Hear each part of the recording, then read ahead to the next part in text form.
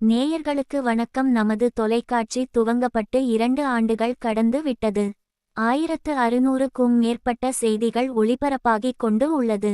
செய்திகளை பார்ப்பவர்களில் 98% பேர் சப்ஸ்கிரைப் செய்யாமல் பார்த்து கொண்டுள்ளீர்கள். தயவு செய்து உடனடியாக சப்ஸ்கிரைப் செய்து தொலைக்காட்சி வளரவும் அதிகமான செய்திகளை பகிர உதவி செய்யுமாறு பணிவுடன் கேட்டுக்கொள்கிறோம்.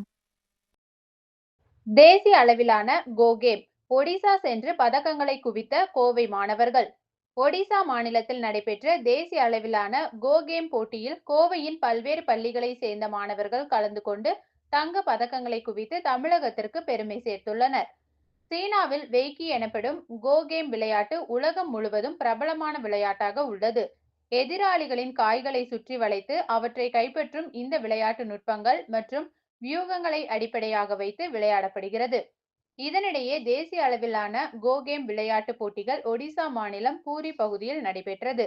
இதில் நாட்டின் பல்வேறு மாநிலங்களில் இருந்தும் 300க்கும் மேற்பட்ட கோ கேம் வீரர்கள் கலந்து கொண்டனர்.